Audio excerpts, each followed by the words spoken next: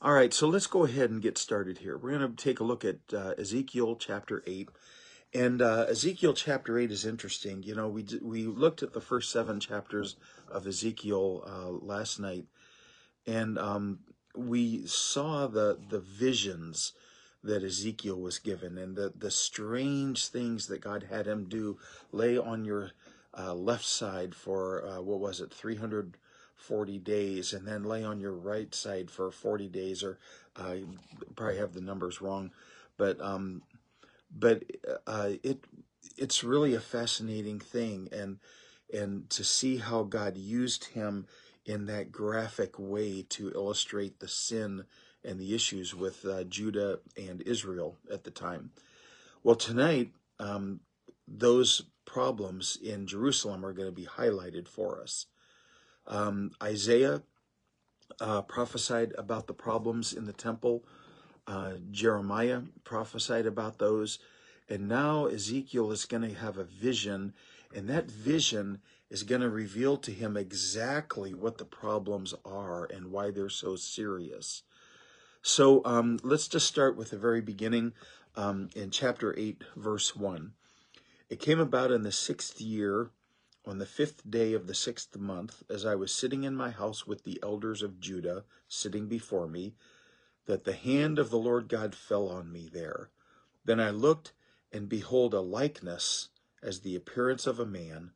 From his loins and downward there was the appearance of fire, and from his loins and upward the appearance of brightness, like the appearance of glowing metal. He stretched out the form of a hand and caught me by a lock of my head, and the Spirit lifted me up between earth and heaven and brought me in the visions of God to Jerusalem, to the entrance of the north gate of the inner court, where the seat of the idol of jealousy, which provokes to jealousy, was located. And behold, the glory of the God of Israel was there, like the appearance which I saw in the plain.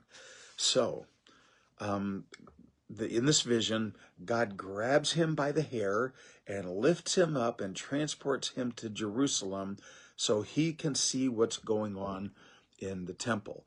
Now, the figure of this person, whether it be God or the angel or a pre-incarnate appearance of Christ, whatever this vision is, it's glowing like metal. And we see this in scriptures, that this bright glowingness, the fire, these are purifying colors and sights. So it's a pure creature that lifts him up, and he goes to the inner gate, the northern gate of the inner court. And what is there is an image of jealousy. So we know that the image is an idol. We don't know who the idol is of it, but it's a pagan idol, and it's set up either in the temple or near the temple. Now, the northern gate is the place where the king enters into the temple. So the reason that it's mentioned as that it's the northern gate is because it implies the consent and the knowledge of the king.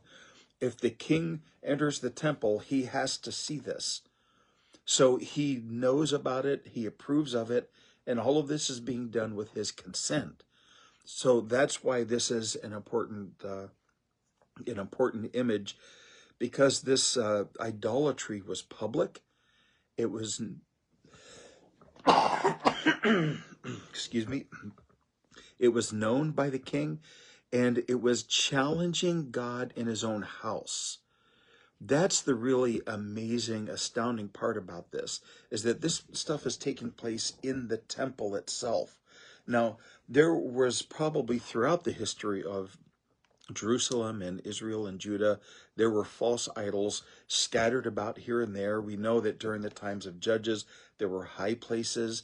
People would go up on a hilltop and put up an altar or a false idol or something. But during the time of the kings, the idols moved right into the temple of God.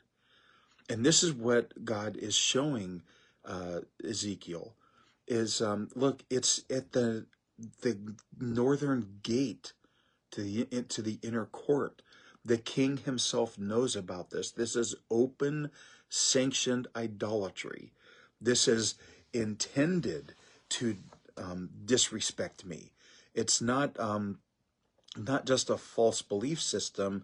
It's an out and out attack on the holiness and the sovereignty of God. So in verses 7 through 13, then he brought me, this is chapter 8, verse 7, then he brought me to the entrance of the court, and when I looked, behold, a hole in the wall. And he said to me, Son of man, now dig through the hole. So I dug through the wall, and behold, an entrance. And he said to me, Go in and see the wicked abominations that they are committing there. So I entered, and I looked, and behold, every form of creeping things and beasts and detestable things, with all the idols of the house of Israel, were carved on the wall all around. And standing in front of them were the 70 elders of the house of Israel, with Jaazaniah the son of Shaphan standing among them, each man with his censer in his hand, and the fragrance of the cloud of incense rising. And he said to me, Son of man, do you see what the elders of the house of Israel are committing in the dark? Each man in the room of his carved images, for they say, The Lord does not see us. The Lord has forsaken the land. Now, what he's describing is in the inner chambers of the temple, excuse me, the 70 elders of Israel are also complicit. The king knows what's going on, and the elders, the 70 elders, which represents the whole nation, are not just knowledgeable and complicit, but they are actively worshiping these false idols and these detestable things. You know, there are clean and unclean animals in the temple of God, and these are engraven. These are graven images of all animals and beasts. Now, it mentions Jaazaniah, the son of Shaphan. Okay, here's why that's important.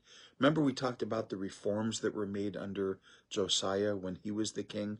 They found the law, and he restored the kingdom to the law, and there was a revival and a renewal during his kingdom. In 2 Kings chapter 22, verse 14, it describes that. And listen to what it says. So Hilkiah the priest, Ahikam, Akbor, Shaphan, and Asaiah went to Huldah the prophetess, the wife of Shallum, the son of Tikvah, the sons of Harhas, the keeper of the wardrobe, and they spoke to her. Okay, did you catch that name there? Shaphan. This is Shaphan's son. Shaphan was one of the leaders of the revival of Israel, and it's his own son who is in there committing this detestable idolatry and corruption to the Lord. So that is scandalous. That's I'm just trying to think of what that would be like. That would be like George Washington's son trying to overthrow his democracy after he was gone. You know, that it's an abominable thing. So there's secret worship by the elders, and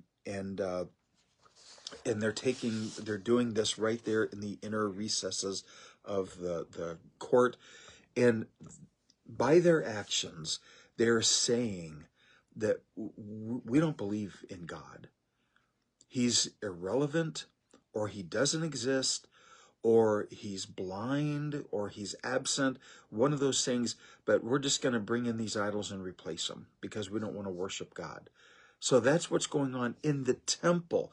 This is apostasy from the top down. Okay, apostasy often works from the bottom up. You know, I was the pastor of a congregational church, and this is how congregationalism works. You have the congregation. Not everybody in the congregation is saved, and if you've got money or position or some kind of status, you can hold sway inside your church. Well, you and the congregation tells the board what they want the board to do. Then the board tells the pastor what to do. So it works from the bottom up. And if you have apostasy in the people, it works its way up from the bottom to the top. Well, this is apostasy from the top down. I just talked to somebody who left their church because there was apostasy at the top.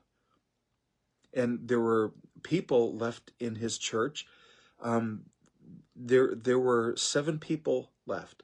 And you know what he told me? He said, they're not there because they agree with that person. They're there because that's their church, and they're just never going to leave. They literally ran everybody out of that church.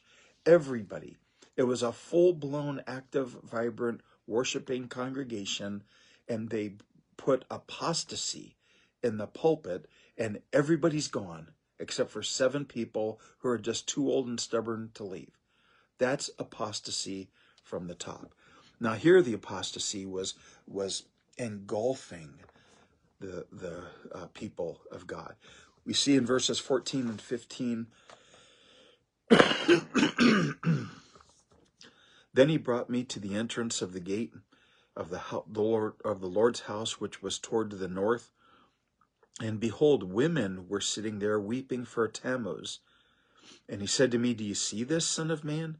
Yet you will see greater abominations than these. So the women were weeping for Tammuz. Now, Tammuz was a Babylonian false god, or a pagan false god. And it was a seasonal god or goddess. I'm not sure if that was a god or a goddess, but I think it was a goddess, the goddess of fertility. So you know, in ancient cultures, when they worshipped fertility gods and goddesses, that was their worship took a certain sexual bent. There were temple prostitutes, and this was how that goddess was worshipped. Well, she was a seasonal goddess. There was just like the changing of the seasons. There was a winter and a summer, and so she went out of season and she came into season, and she was going out of season, and the women of Jerusalem were weeping. They were weeping because the season was going out of, Tammuz was going out of season. This is one of the worst forms of apostasy in the temple, is the sexual aberrations. When the physical manifestation of this worship takes place, it's so addictive and so engaging that everybody wants to take part. I mean, hey, if that's what worship is, sign me up. That's the whole attitude of the day, and it draws all the people in, because there's nothing more appealing to human flesh than sexual aberrations like this. So it involved erotic rituals. There was emotional manipulation, and this is what bound the people to their false gods. So in verses 16 to 18, we see the next step of this idolatry, and we see, then he brought me into the inner court of the Lord's house, and behold, at the entrance to the temple of the Lord, between the porch and the altar, were about 25 men. Now, I want you to catch this, okay? There were about 25 men with their backs to the temple of the Lord and their faces toward the east. And they were prostrating themselves eastward toward the sun. So this was engaging in sun worship. This is a direct correlation to the people of Egypt. This is a form of Egyptian worship, and the people in the temple were engaging in it. But did you notice what it said about their positioning? Their backs were to the temple. They had turned their backs on God. This is probably the final straw for God. God doesn't tolerate idolatry, but he's willing to work with the people, send the prophets, and warn them about a coming judgment if they're worshiping false idols. But when you turn your back on God physically, that's a statement about how you feel about God. They don't want God. It's not that they don't love him anymore or they don't like him anymore. They hate him. They despise God. And so God is going to bring a just and severe punishment on the people. This is what God is telling Ezekiel. The punishment that's coming is going to be swift. It's going to be severe, but it's also going to be just. So they had rejected God. They were showing contempt for him. There was treason against him. And the worshiping of the sun was one of the greatest, most abominable things that you could do to God. That's in Deuteronomy chapter 4, verse 19. So here's the progression of the sin, okay? The sin was public now, okay? The king is involved. The leaders, the elders of Jerusalem are involved. The priests and the women of the temple are involved, and all the people now are drawn in.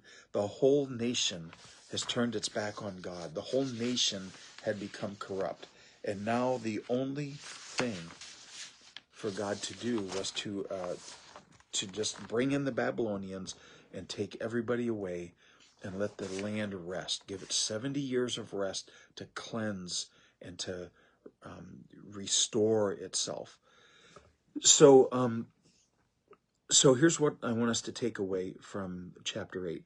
And when we get into chapters 10 and 11, which are going to be next, you're going to see the consequences of the sin. But God sees everything. You know, these people, they were hiding in the inner recesses of the temple, saying, God won't see us here, but he sees everything. God isn't blinded by your concrete or rock walls. He sees everything. And it was the decay of the nation began with the idolatry. Because once you abandon God and you go after false idols, moral decay follows. And the Judah was destroyed not just because her spirituality had fallen, but because the moral decay came afterwards. Remember in Isaiah 1, he said that there's bloodshed on your hands. Because once that moral decay starts, everything is fair game. Not just stealing, fornication, false worship, but murder and all manner of violent crime follow. And this is normal place in places where God is absent. Just look at our own country. Okay, when this country as a nation recognized God as sovereign over our land, and it wasn't universal, don't get me wrong, it's not that everybody was, but the nation as a whole embraced God. It was God and country, right? This country was great. Things clicked. Everything was, well, not everything was working, but it was a great country. But we have removed God from the public square. We have embraced false worship and idolatry and false gods, and we've opened up our gates to all manner of false religion, and our country is crumbling before our eyes. And this is what Ezekiel saw. This is why Babylon was there to overrun their country and to destroy it, because God wanted them to be removed, and because restoration has to take place.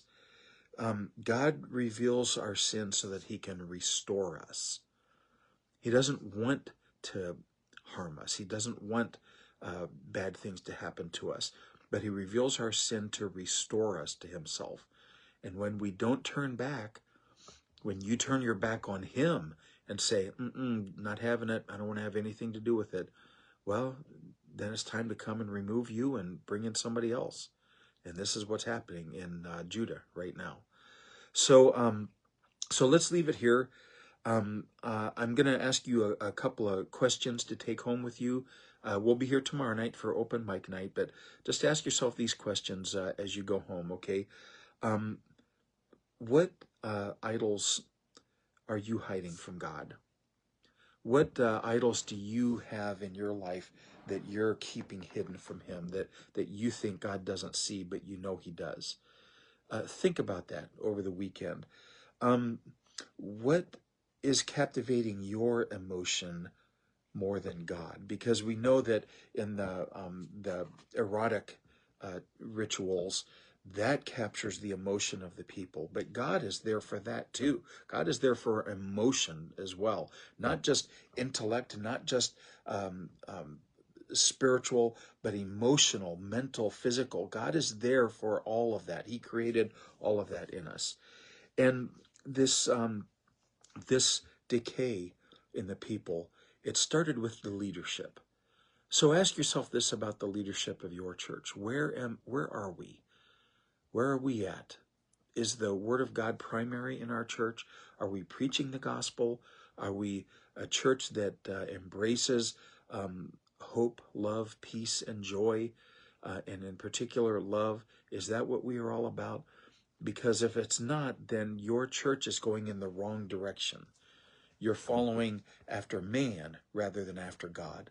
So we'll just leave those questions there, and we'll come back tomorrow night. We'll chat a little bit about these. I do have some questions to answer tomorrow, and we'll look forward to seeing you then. So thank you, everybody. God bless each and every one of you, and we'll see you next time here on Digging Deeper Daily. God bless.